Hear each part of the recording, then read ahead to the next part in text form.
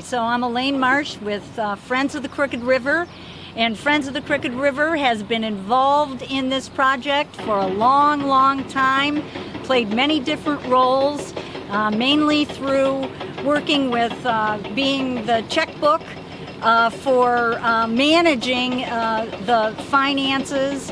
We have taken funding from other partners like the City of Akron and the Great Lakes Restoration Initiative and managed that part of the project. We also have been involved from the very beginning on really cheerleading for this project. We have done hundreds of public presentations to try to explain the many benefits of removing this dam. So there's a dam pool here of about 2.5 miles long. And a dam pool is not a river, it's not a lake, it is an impoundment. It's an unnatural thing, and it doesn't support the natural river life in the river itself. So when this is removed, we will have restored 2.5 miles of a natural free-flowing river. And the Ohio EPA, who by the way has been one of the best partners in this process, they did a study on this part of the river, and what they found is downstream of here, exceptional warm water habitat, which is like the A+ rating for warm water habitat. So we're not just going to be restoring this to good, we're going to be restoring it to excellent.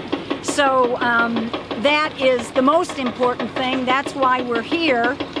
And the Great Lakes Restoration Initiative is a super important funding mechanism, not just for this project, but for many projects in the Great Lakes. And until the Great Lakes Restoration Initiative came into being, many projects were seeking funding and having difficult time funding it. So we're very grateful to US EPA's role, and mainly to the congressional role on the Great Lakes Restoration Initiative. It's extremely important. I would just like to say, yay! Here it is. I mean, it's finally happening, and this is the crack heard round the watershed as we begin the actual deconstruction of this dam that has really been in the discussion for as long as Friends of the Crooked River have been around, and we've been around since 1990, and plans for this have been on the table since 2005. People have been working toward this, so and it's a great partnership. The National Park, Ohio EPA, Cleveland Metro Parks, Ohio Department of Natural Resources, the Army Corps, many people have done their part in getting this to reality, and reality it is. And it is a continuing step that we are making on removing barriers along the river. In 2005, we modified the Kent Dam. In 2006, we removed the Monroe Falls Dam. 2013, we took out 2 dams in the city of Cuyahoga Falls.